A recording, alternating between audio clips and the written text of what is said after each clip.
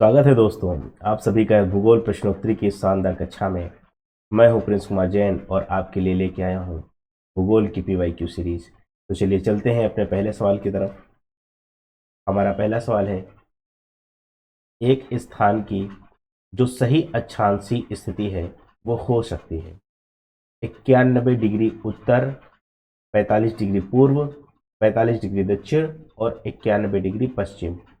सबसे पहले तो हम ये देखते हैं कि अक्षांश किस प्रकार के होते हैं। जैसे ये हमारी पृथ्वी हो गई है, ठीक है, ये हमारी पृथ्वी हो गई और ये जो है 0 डिग्री इक्वेटर, ठीक, ये अक्षांश होती है। और यहाँ पे 90 डिग्री होती है उत्तर अक्षांश और यहाँ पर होती है 90 डिग्री दक्षिण अक्षांश। ठीक, इस प्रकार से हमें ये पता हो गया है कि हमारा जो 90 डिग्री उत्तर अक्षांश और 90 डिग्री दक्षिण अक्षांश जो है ये ध्रुव होते हैं। इनके बाद में कोई भी अक्षांश नहीं होता है। तो यहाँ पर अक्षांशीय स्थिति पूछ रहा है और हमने देखा कि यहाँ पर 91 डिग्री उत्तर लिखा हुआ है, तो ये तो सबसे पहले गलत ही हो जाएगा। ठीक, क्योंकि जब 90 डिग्री होता है 91 डिग्री हो नहीं सकता है।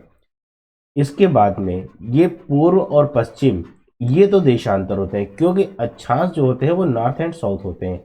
यानी कि इस प्रकार से और इस प्रकार से जो हमारे नॉर्थ से लेकर साउथ तक होते हैं वो हमारे अक्षांश होते हैं। और जो पूर्व से लेकर पश्चिम तक होते हैं, यानी कि ये पूर्व हो गया और ये पश्चिम हो गया, जो हमारे इस होते हैं पूर्व से लेकर पश्चिम दिशाओं को निर्धारित करते हैं वो हमारे देशांतर होते हैं। तो ये पूर्व वाला भी क्वेश्चन गलत हो जाएगा और ये पश्चिम वाला भी गलत हो जाएगा। आपके पास ऑप्शन बचा है ओनली वन सी, 45 डिग्री दक्षिण अक्षांश। तो इसको हम देख लेते हैं कि दक्षिण की तरफ जब हम जाएंगे और यहाँ पर जो अक्षांशीय रेखा होगी वो हमारी 45 डिग्री दक्षिण अक्षांश रेखा होगी। तो इस प्रकार से ऑप्शन नंबर सी बिल्कुल राइट आंसर हो जाएगा। 45 डिग्री दक्षिण अक्षांश एक सही अक्षांशीय स्थिति हो सकती है। ओके, अगले सवाल पे चलते हैं। अगला सवाल है हमारा, निम्नलिखित प्रश्नों में से कौन सा एक ग्लोब पर बृहद वृत्त नहीं है। यहाँ पे नहीं को ध्यान दीजिएगा, ठीक है। कौन सा बृहद वृत्त नहीं है, इसका मतलब कि इसके चार ऑप्शन जो दिए गए हैं ए बी सी और डी, इसमें 3 हमारे बृहद वृत्त हैं, बृहद वृत्त है। और जो एक है वो बृहद वृत्त नहीं है। विषुवत रेखा हो गई, मुख्य देशांतर रेखा हो गई, 60 डिग्री पूर्व देशांतर रेखा हो गई और 60 डिग्री उत्तर अक्षांश रेखा हो गई। ये हमारी पृथ्वी है, ठीक। और जो सबसे मध्य भाग को हमारी काटती है विषुवत रेखा, ये हमारी पृथ्वी का सबसे बड़ा बृहद वृत्त होता है। इस प्रकार से ये विषुवत रेखा बृहद वृत्त हो गई। और इस ध्रुव से लेकर इस ध्रुव तक, यानी कि उत्तर से लेकर दक्षिण तक जो इस प्रकार की रेखाएं होती हैं, इन रेखाओं को हम देशांतर रेखा कहते हैं। ये एक ध्रुव से लेकर दूसरे ध्रुव तक अपनी आती हैं और इस प्रकार से अगर ये देखा जाए तो ये सारी की सारी रेखाएं बराबर होती हैं और सब पूरी पृथ्वी को कवर करती हैं। इस प्रकार से जितनी भी देशांतर रेखाएं होती हैं, यानी कि सभी देशांतर रेखा बृहद वृत्त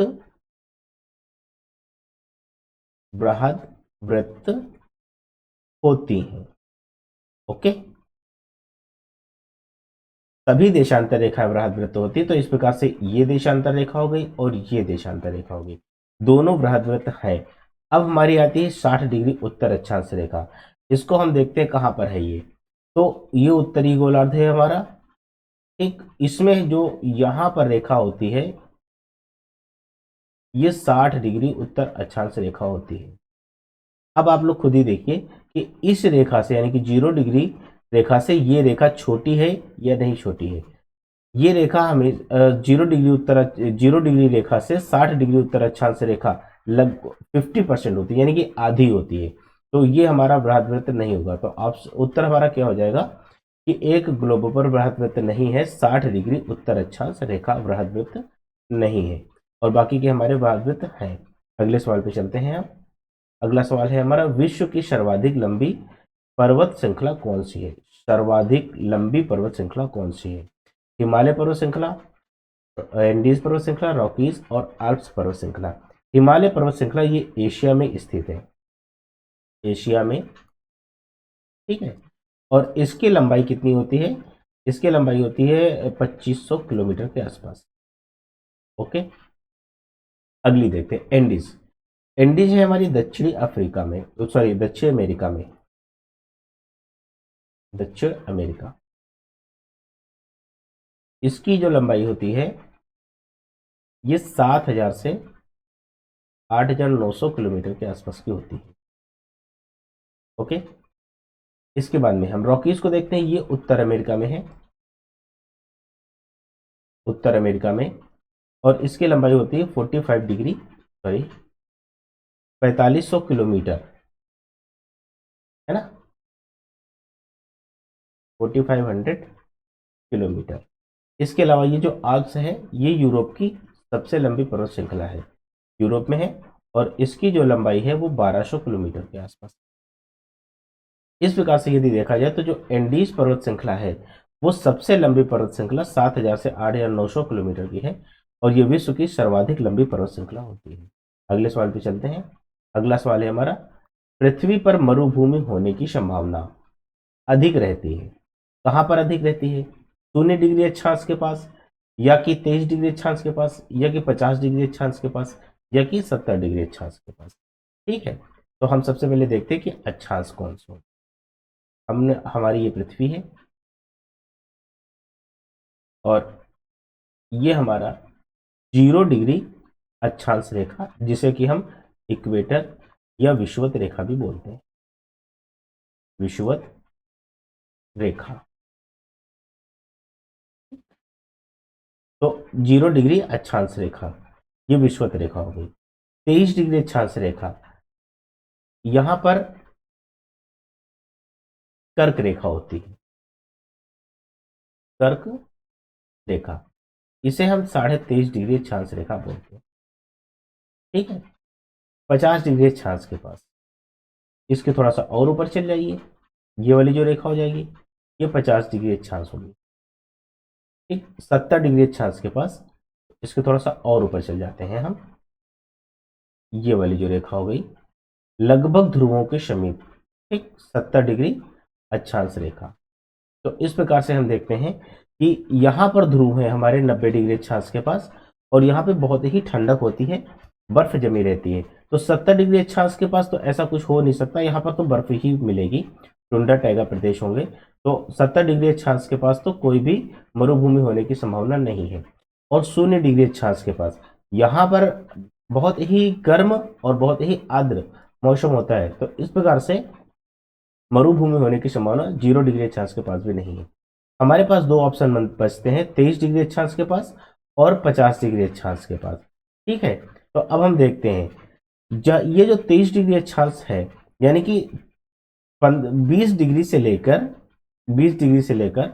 और 30 डिग्री अक्षांश तक, ये चाहे उत्तरी गोलार्ध में हो या दक्षिणी गोलार्ध में हो, इस अक्षांश तक जो वायु होती हैं वो ऊपर से नीचे की ओर उतरती हैं और बहुत ही शुष्क वायु होती है। इस कारण जो ये क्षेत्र होता है हमारा, ये वाला क्षेत्र, एक मिनट, नीचे का थोड़ा सा हो गया है, ये वाला जो क्षेत्र होता है हमारा इस तरीके से, ठीक, यहाँ पर बहुत ही शुष्क मौसम रहता है, गर्म भी और शुष्क भी। इस प्रकार से यदि देखा जाए तो 23 डिग्री अक्षांश निकटतम क्षेत्र है जहां पर मरुभूमि होने की संभावना ज्यादा होती है। वैसे अधिकतर आपने मरुस्थल देखे होंगे जो लगभग 25-30 डिग्री अक्षांश के आसपास पाए जाते हैं, वो चाहे दक्षिणी गोलार्ध में हो या फिर उत्तरी गोलार्ध में हो। ठीक, अगले सवाल पे चलते हैं। अगला सवाल है हमारा, निम्नलिखित में से कौन सा मरुस्थल दक्षिणी गोलार्ध में स्थित है? तो ये हमारी पृथ्वी है, और जब इसको दो भागों में बांट दिया जाता है तो ये वाला भाग हमारा उत्तरी गोलार्ध हो जाता है, उत्तरी गोलार्ध।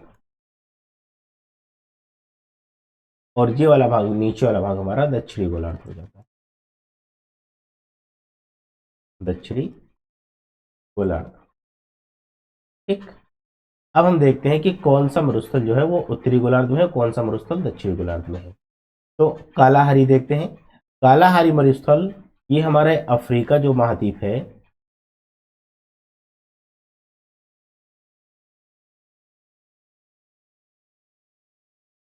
ये अफ्रीका महाद्वीप हो गया हमारा, ठीक। और यहां पर मरुस्थल जो है ये कालाहारी मरुस्थल है, कालाहारी, ठीक। गोबी मरुस्थल चीन में है। चिहुआ हुआ ये उत्तर अमेरिका में है, उत्तर अमेरिका, ओके। ये सहारा मरुस्थल ये भी है अफ्रीका महाद्वीप पर, और ये मरुस्थल यहां पर है, लगभग लगभग ये वाला जो क्षेत्र है इस प्रकार से, ठीक। तो यहां पर है सहारा मरुस्थल।